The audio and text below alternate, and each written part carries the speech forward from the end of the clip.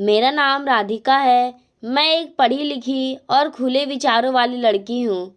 मेरे और विनय की शादी हुई और मैं अपने ससुराल में विनय की धर्मपत्नी बनकर आ गई। घर में भरा पूरा परिवार, हर जगह चहक-महक, आमतौर पर जैसा शादी वाले घर में होता है वैसा ही माहौल था। और अब बारी आई ससुराल के सभी लोगों को जानने की। बहू देखो, ये तुम्हारे छोटे ससुर हैं, इनके पैर छुओ। ये सबसे बड़ी वाली बुआ है, ये मंझली वाली है, और देखो ये सुमित की बहू है। अरे अरे, इसके पैर क्यों छू रही हो?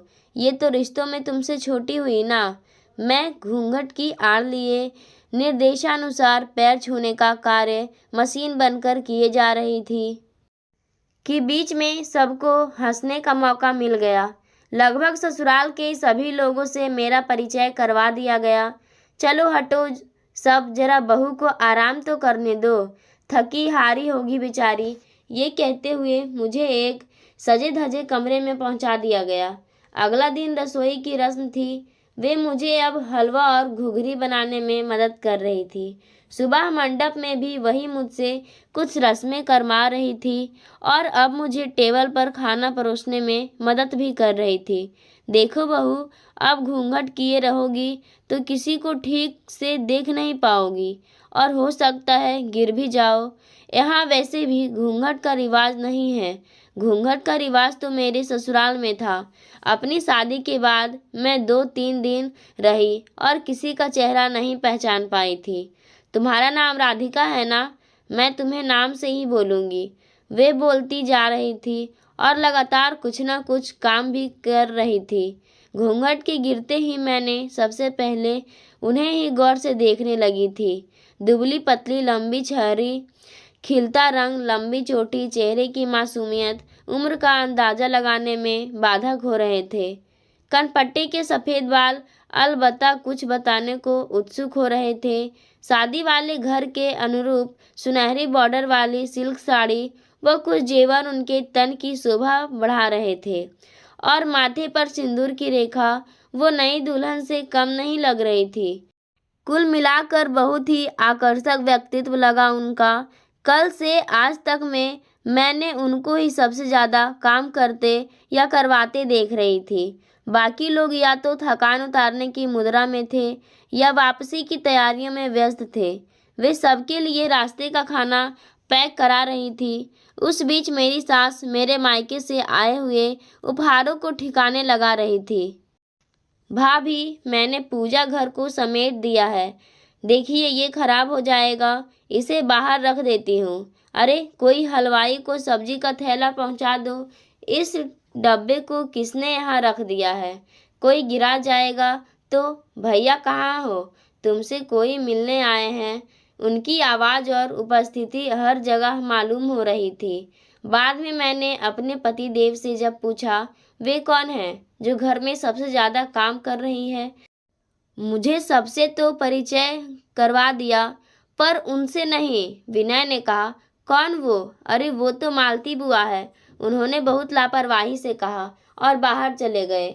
जब ये फूफा जी हैं तो फूफा जी किधर है? ये प्रश्न राधिका के मन में रह गया। शाम तक शायद वो भी चली गई, पर 4-5 दिनों के बाद जब पगफेरों के लिए मैं भाई संग जा रही थी तो बुआ जी फिर दिखाई दे गई।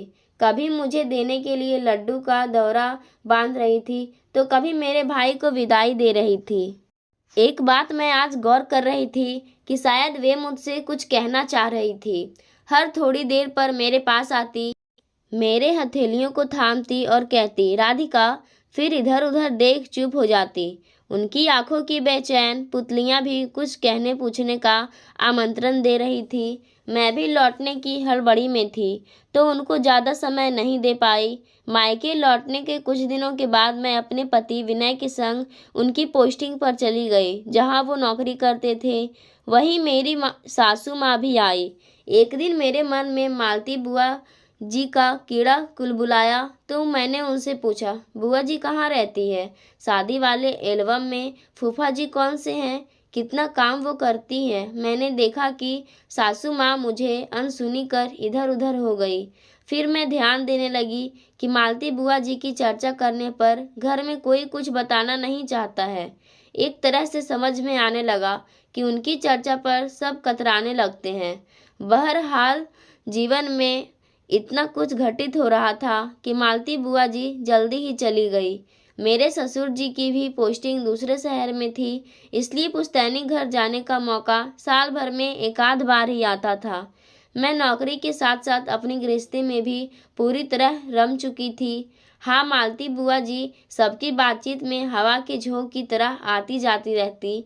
एक बार मेरी तलाकशुदा बड़ी ननद सुजाता की बातों में मालती बुआ मेरे लिए फिर जीवंत हो उठी, जब उन्होंने कहा, मुझे तुम लोग मालती बुआ मत समझना। अच्छा हुआ जो मैंने अपनी पढ़ाई पूरी कर ली, वरना तुम सब मुझे भी मालती बुआ बनाकर ही छोड़ देते। उस दिन सुजाता दीदी ने समृद्धि वन से मालती बुआ जी को खींच कर बाहर ला ही दिया था। जाने वे क्या कहना चाहती थी, उस दिन मेरे मन में घुमड़ने लगा। दरअसल मेरे साथ किसी महिला की रहने की बात हो रही थी, क्योंकि मेरे गर्भावस्था के अंतिम चरण थे। सुजाता दीदी को किसी ने कुछ कहा भी नहीं था, पर वे यूं ही शब्द बांध छोड़ रही थी। दीदी, क्या हुआ था मालती बुआ को जो आपने ऐसा कहा? मालती बुआ के बारे में अपनी समस्त उत्सुकताओं को मन की डिबिया में दबाए मैंने यथासंभव एक नन्हा सा प्रश्न उछाला था, ननद सुजाता की ओर। उनकी तुनुका मिजाजी और गुस्सैल स्वभाव का परिचय सूत्र मुझे पूर्व में अनुभव हो चुका था। इतना बोलकर मैं स्वयं उधर से मुख मोड़ चुकी थी, क्योंकि मैं खानदान की इस व्यवहार से परिचित हो चुकी थी कि मालती बुआ के बारे में कुछ पूछा जाए तो झट उल्टे दिशा में मुड़ जाना है। परंतु इस बार तो बोल फूटे ही नहीं। सुजाता दीदी ने उसे रहस्यमयी पर्दे को अनावृत कर ही दिया। उस दिन जाने किस मूड में थी बुआ। 15 साल की थी जब उनकी शादी हुई। उनके पति तब 20 साल के रहे होंगे। उनकी रूप की चर्चा बचपन से ही थी। घर की बाकी बहनें उनकी सुंदरता पर ईर्ष्या करती। एक विवाह समारोह में उन्हें देखकर उनकी सास ने वहीं हाथ में अपने कंगन खोलकर पहनाकर लड़की छेक लिया था कि कोई और इसे अपनी बहू ना बना ले। दूसरी बहनों के रिश्ते खोजने में जहाँ दादा की एड़ियाँ घिस गई थी, वहीं सबसे छोटी नंदिनी को बैठे बिठाए इतने बड़े घर से रिश्ता मिल गया था। इन सब के बीच उनके कम उम्र को लेकर किसी को भी कोई फर्क नहीं हुई थी। बहनों की आंखों का कांटा मालती का सौभाग्य बन गया। शादी में अभी कुछ महीने बचे थे, पर उनके ससुराल से आए दिन कोई ना कोई आता, उनसे मिलता और कुछ नेग पकड़ा कर ही जाता। उनकी होने वाली सास भी 2-3 बार चक्कर लगा गई और जब आती मालती के लिए महंगे साड़ियाँ, गहने और उपहार लेकर आती और अपने हाथों उन्हें सजा सवा कर निहाल होती। 15 वर्ष की बालिका अपने नए गहनों कपड़ों में ही मगन थी कि शादी का दिन करीब आ गया। शादी बहुत धूमधाम से हुई थी। घर खानदान में वैसी वैभवशाली बारात नहीं आई थी। दादाजी ने भी दिल खोलकर स्वागत सत्कार किया था। सबसे छोटी बेटी की विदाई जो थी, बारात 3 दिनों तक रखी गई थी। हर दिन चारों वक्त अलग अलग मेन्यू और मिष्ठान की व्यवस्था की गई थी। मालती बुआ के पति जब दरवाजे पर आए तो एक साथ कितनों के दिल पर सांप लौट गया। मालती बुआ से पहले वाली बहन के मुंह से निकल भी पड़ा था, पिताजी को मेरे वक्त इस लड़के का पता क्यों नहीं चला। जयमाल का रिवाज ना था। फेरों के वक्त भारी साड़ी और उस पर जड़ाऊं चादर के तले दबी सिमटी मालती बुआ कपड़े गहने संभालती हुई दूहरी हुई जा रही थी। किनके संग फेरे लिए, किसने मांग भरी, उसका मुखड़ा अब तक नहीं देख पाई थी। विवाह समाप्त होते होते भोर हो गई। विदाई का मुहूर्त सूर्योदय से पहले का ही था। सो कोहबर के रस्मों को जल्दी निपटाकर खोइंचा भर उनकी विदाई कर दी गई। 3 दिनों से मेहमान बने उनिंदे से सारी बारातें झटपट में पहले से तैयार बस में जा बैठे थे। इतना बताने के बाद सुजाता दीदी अब बिल्कुल गंभीर मुख मुद्रा अख्तियार कर किसी सोच में डूब कर चुप हो गई। मुझे उनके भाव भंगिमा देख एक भय सा लगने लगा। मैं चुप होकर इंतजार करने लगी। तलाकशुदा अपनी इस प्रोफेशन ननद के कड़क व्यवहार से मैं क्या, सब डरते थे घर पर मैंने महसूस किया था कि जब से मैं गर्भवती हुई थी तो इनका व्यवहार मेरे प्रति दिनों दिन नर्म होते जा रहे थे। आए दिन वे अपने शहर से इधर का चक्कर लगाने लगी थी। उसी मुलायमियत का ही नतीजा था जो मैं बैठी उनसे मालती बुआ जी के बारे में जान रही थी। देखो भाभी, अब तुमसे क्या छुपाना, अब तो तुम इसी घर की हो। सुजाता की आवाज़ कहीं दूर से आती प्रतीत हुई। हम सबने भी तो सुना ही है, बस घर पर कोई जिक्र नहीं करता है उस घटना के बारे में। उनके चेहरे पर गमगीन लकीरें उगती जा रही थी और मुझे किसी बहुत बड़े रहस्य का संकेत देने लगी थी। बारात विदा कर सब इधर उधर लौटे बैठे थकान उतारने लगे। अधिकतर लोगों को जिधर जगह मिली पर पैर फैला सोने का उपक्रम करने लगे। हलवाई ने दिन चढ़े कढ़ाई चढ़ा नाश्ते का प्रबंध शुरू किया। अब तक मालती अपने ससुराल पहुंच गई होगी। मंगलाचार स्वागत गीत हो रहे होंगे। यहाँ से मालती का ससुराल कितनी दूर होगी? अगर घाटी में जाम ना मिले तो भी 5-6 घंटे तो लग ही जाएंगे। घर में बातें चल रही थी कि किसी मोटरसाइकिल वाले की रुकने की आवाज़ आई। बड़े जोरों की धम से गिरने की भी आवाज़ आई। अचानक सुजाता दीदी फिर कुछ क्षणों के लिए चुप हो गई। मुझे किसी अनहोनी का आभास हो गया। उस दिन बारातियों से भरी बस घाटी में पलट गई थी और बारातीगण वापस पहुंचे ही नहीं। सुजाता दीदी की बातों को सुन मन ऐसा विचलित हो गया कि कुछ और सुनने की उत्सुकता ही नहीं बची। सुजाता दीदी की आंखों से भी अविरल आंसू बहते रहे। घर परिवार यही होता है ना, सब एक दूसरे से जुड़े हुए, दुख सुख के साथी भागीदार। कुछ ही दिनों में मैं एक शरीर से दो ही हुई, तब तक मालती बुआ जी भी आ ही गई थी। अब इतने दिनों में ये समझ आ गया था कि उनके बिना यहाँ कोई प्रयोजन पूरा नहीं हो सकता है। फिर धीरे धीरे सब अपनी नौकरियां पर लौट गए। मालती बुआ जी रह गई मुझे व बच्चों की देखभाल के लिए। उसी बीच में हरियाली तीज पड़ी। मालती बुआ जी को पूरे नेम धर्म से व्रत पूजा और साज श्रृंगार करते देख आश्चर्य लग रहा था। किसके लिए ये सुहागनों वाला पर्व कर रही है, किसके नाम की मेहंदी रचाई है इन्होंने। फिर मन ने कहा, अब जिसमें खुशी मिले करनी चाहिए। उस दिन गौरी पूजा कर शाम को वे मेरे बगल में लेटी हुई थी। राधिका, मुझे लगभग 38 साल हो गए तीज करते हुए। जाने उस जन्म में क्या गलती की थी, अब कम से कम अगले जन्म में सब ठीक हो। ये कहते उनका गला भर आया। कुछ इंतजार के बाद मालती बुआ ने उठकर पूछा, राधिका बहू, तुम तो लखनऊ से हो ना? जी बुआ जी। अचानक मुझे याद आया, दीदी ने बताया था कि इनकी शादी लखनऊ में ही हुई थी। कभी चंदा भंडार गई हो, जो यूपी कॉलेज के सामने रोड पर ही है? आंखों के सामने दुकान तैर गया। मम्मी तो सामान बरसों से वहीं से लेती थी। दरअसल दुकान मालिक से पापा मम्मी को दोस्ताना व्यवहार भी था। जब से जानी थी कि तुम लखनऊ से हो, मुझे बहुत उत्सुकता थी तुमसे जानने की वो कैसे हैं।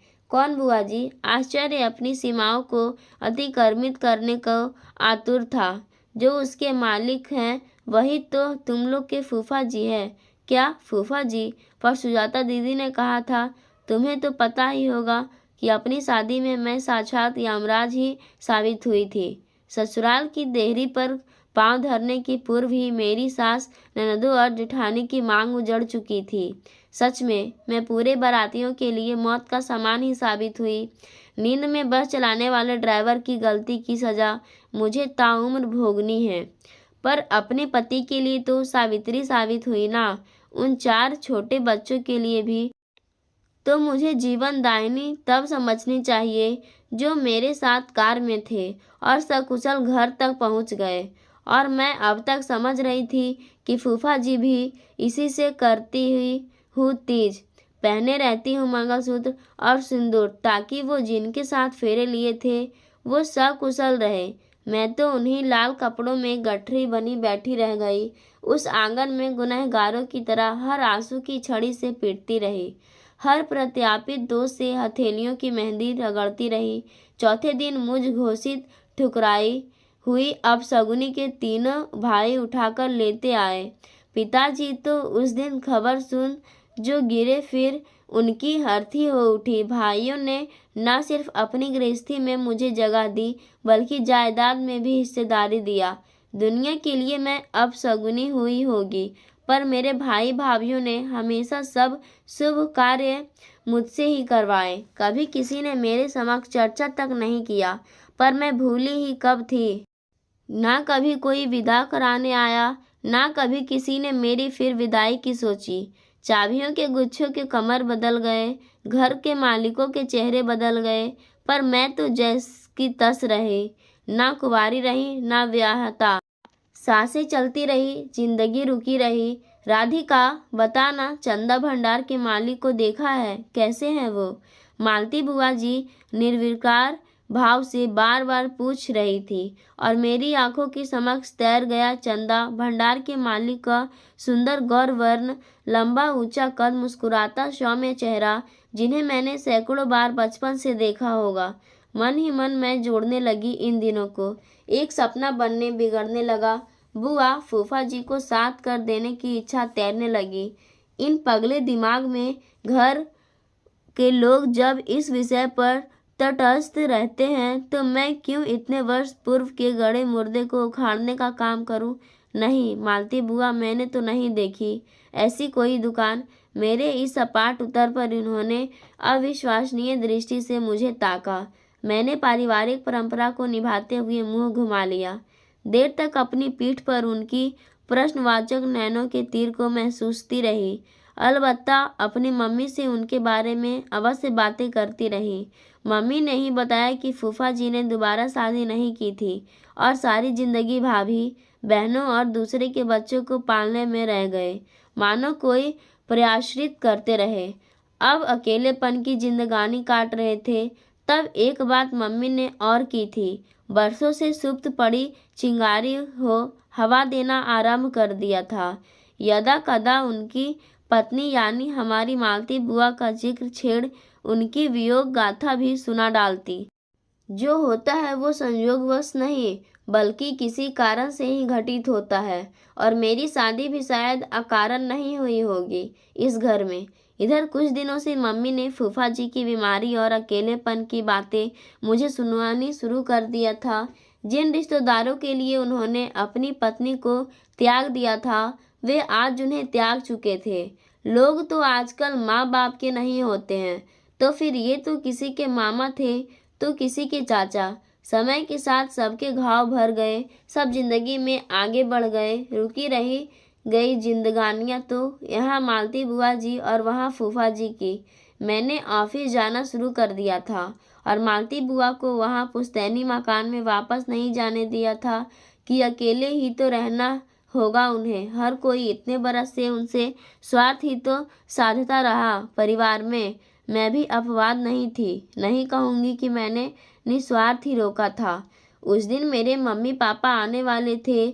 हम सब व्यस्त थे कि डोरबेल बज उठी। राधिका बहू, लगता है तेरे मम्मी पापा आ गए। मैं दरवाज़ा खोलती हूँ। बुआ जी ने मुन्ने को गोद में खिलाते हुए कहा, मुन्ने की नानी आएंगी, नानी खिलौने लाएंगी, कहती मालती बुआ दरवाज़ा खोलने लगी। राधिका, देख जरा कोई आया है। बाहर मैं नहीं पहचान रही। बुआ जी ने रसोई में आकर धीरे से मुझे कहा। मैं रसोई से बैठक में आई तो मानो मुझे करंट लग गया। तभी पापा मम्मी भी अंदर आ गए। मालती बुआ, बुआ आओ इधर, मैंने उन्हें पुकारा। बुआ, इनसे मिलो, इनका लखनऊ में चंदा भंडार नाम की दुकान है। अब बुआ के चौंकने की बारी थी। वे आंखें मलती हुई दोबारा हड़बड़ी में बैठक में आ खड़ी हो गई। सच में मेरे पापा मम्मी उस दिन मेरे ससुराल वालों के लिए खुशियों की चाबी लेकर आए थे। मालती, मैं तुम्हें लेने आया हूँ। जो गलती मैंने की है तुम्हारे साथ, उसकी कोई माफ़ी तो नहीं होगी, मैं जानता हूँ, पर जीवन संध्या में तुम संग होगी तो कुछ प्रायश्चित अवश्य कर सकूँगा। जवानी तो कट गई, पर बुढ़ापा तन्हा काटे ना कट रही, उन्होंने अपनी धीर गंभीर वाणी में कहा। मालती बुआ इस औचक आगत से अवाक थी। अविश्वसनीयता से निढाल हो वही एक कुर्सी पर ढेर सी हो गई।